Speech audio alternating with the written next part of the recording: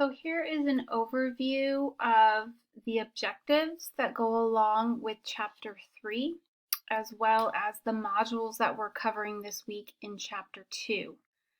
Again, these guidelines and this podcast is really just meant to help walk you through what to expect and kind of a little zone in on some key things. So this week you're going to be covering the physical systems of the body that are the nervous system and the endocrine system. So these are modules 1 and 2 in chapter 2. So if you open chapter 2 up, you're going to see it's broken down into modules, segments, and each one covers a different system of the body. We talk about the nervous system and the endocrine system because these two are intricately involved in our stress response, and stress is the topic this week of our chapter. So for each system, really, you want to be familiar with its components. How is it broken down? The nervous system is particularly complex because it breaks down into subsystems where each one is responsible for different things. Okay, so you want to know each component and how each functions. You want to understand how neurons talk to each other, right? And I have that in quotes because they don't really talk to each other, but they do. They communicate on a neural level messages that then the body responds to. This is called neural transmission, okay? Neurons chatting with neurons about, what to do, when someone is stressed out and all of a sudden there's different chemicals going on in the body. That's the endocrine system secreting those chemicals. And the nervous system saying, well, what do we do about it? And so that's really how they talk to each other. The nervous system is broken down into the central and peripheral systems. Your central nervous system is like your brain and your spinal cord. So it's got its properties and purposes, and you want to understand the functions of those, as well as the peripheral nervous system, which further breaks down into two branches.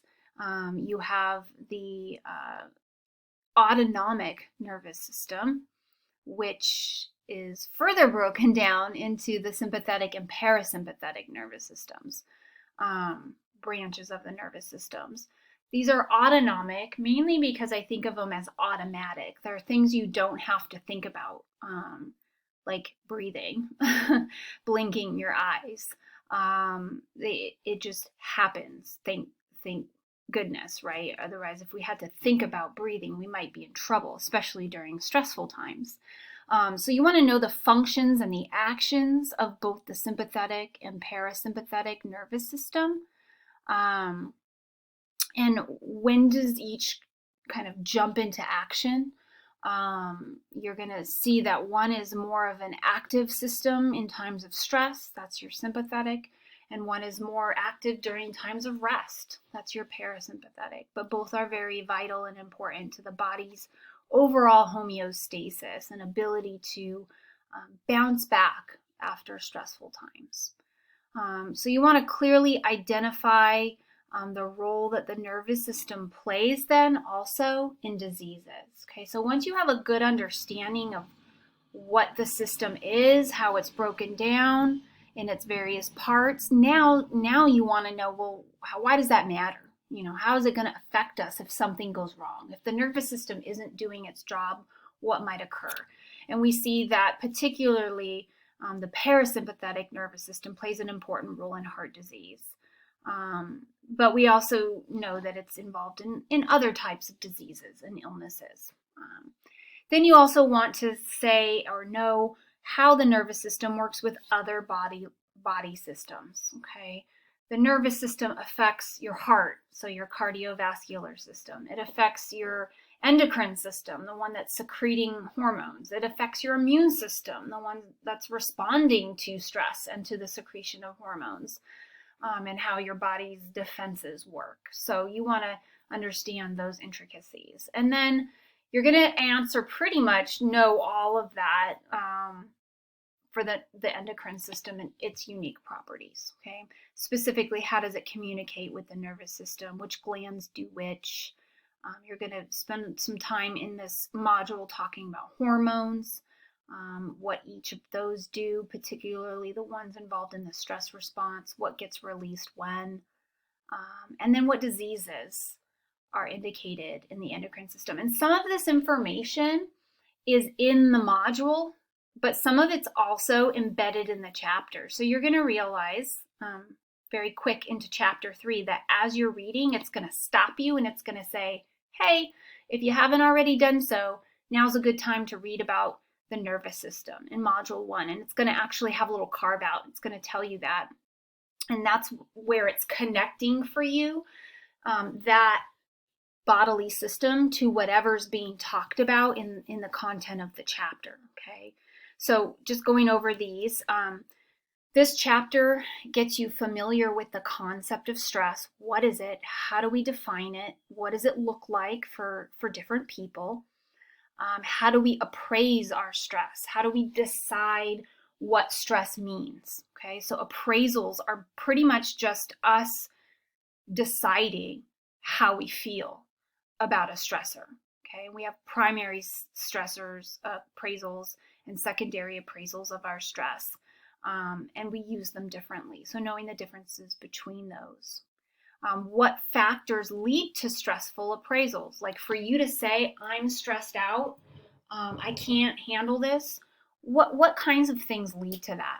Okay, and you're going to see that there's a lot involved in that. It's our coping resources. It's what's going on around us. It's our biology. Okay, what's meant by the biochemical of emotion? Our emotions aren't just sadness, happiness, anger. Our emotions start at the chemical level with the body inside talking to its system. So there's where we get the talk between neurons. We have the endocrine system talking with the immune system or the nervous system, sending messages when we feel angry, when we feel overwhelmed, when we feel frustrated. There's a domino effect really inside the body. We see stress as what we have come to understand it as, maybe how we sociologically define stress or how we've seen other people in our lives deal with stress, but our body has its own response system. Okay, so also understanding what brain structures are involved in stress when we're going through the stress response. How is our brain acting? What kinds of areas are most active? Understanding the different categories of stressors. Not all stress is created equal. Different things affect us differently. There's good stress, there's bad stress. Okay? And so understanding how they're different from one another. And then our fight or flight response. So basically that's our body's physiological system that's set into place to combat or rise to the occasion of dealing with stress. So it's how our body responds to stress. It's going to take you through the systems of the body that are affected by stress. So particularly fight or flight, you're going to see a lot with the sympathetic and parasympathetic nervous system there. Okay, so it's very essential that you've read those modules as before or as you're reading this chapter. The general adaptation syndrome is just our body's kind of stage response to stress, kind of the cycle that we go through when we're approaching a stressor and when we're in a stressor and when the stressor is over and we're no longer coping with it. How can various stressors produce different physical reactions in the body? So understanding how the body releases hormones in response to stress, how we physically respond when we're stressed out. Not everybody responds to stress the same. Some people can't sleep. Some people sleep too much. Some people can't eat. Some people eat too much. We're all affected by stress very differently. Okay? How also does stress affect our cognitions, how we think? When you are stressed out, you might not view it or think about it the same as your roommate or your boyfriend, your girlfriend, your family members, okay? How we think about stress affects then how we deal with it. So our cognitions affect stress. Oh my gosh, I can't do this. I'm never going to be good at this. This is overwhelming. I can't handle this. Versus, okay, this is a lot, but I can do it. I know so-and-so did this and they got through it. So just that thought pattern, again, is like a domino effect, relates to then how we respond, and probably our coping strategies and behaviorally some of the things that we start doing in response to those cognitions. Understand how emotions are involved in stress and that which ones can trigger our stress responses, right? So good emotional responses, negative emotional responses. Then we're going to take a look at some socio-demographic variables like gender and culture and how those affect our experience of stress and how we respond to stressors. In every culture, we're trained a little differently how we respond to our world, right? So some cultures place emphasis in certain areas and some on other areas. It might be dependent upon your family context, how you grew up, family dynamics. Do you have siblings? Are you the youngest? Are you the oldest? Are your parents married? Are they divorced? Did one die?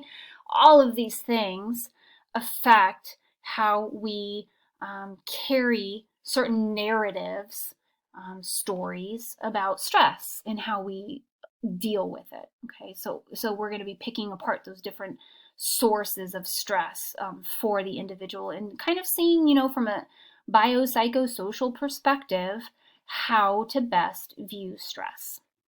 And then we'll be getting a little familiar with the various ways that stress is measured and evaluated. How do we know when someone's stressed out, right? A lot of it is self-report. Some of it isn't. We have physiological measures of stress, like heart rate, breathing rate.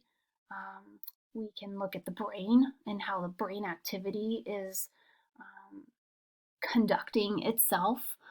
So lots of physiological methods. We also have biological and physical methods. How is a person carrying themselves? Are they sleeping too much?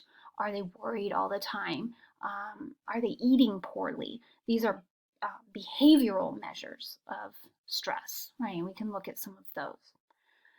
And then the various ways, we'll end on a good note, of how stress can be good for you. And what is it called when stress is good for you? How is it different from when stress is bad for you? So those are your objectives for the chapters and the modules. If at any point you get stuck or you need more clarification or you want some more just examples, please let me know, okay? You can do a shout out on the Ask Dr. W, or you can email me, or you can chat with me, whatever works for you. Just let me know. Otherwise, good luck with the chapter, and hopefully I will be talking with some of you this week.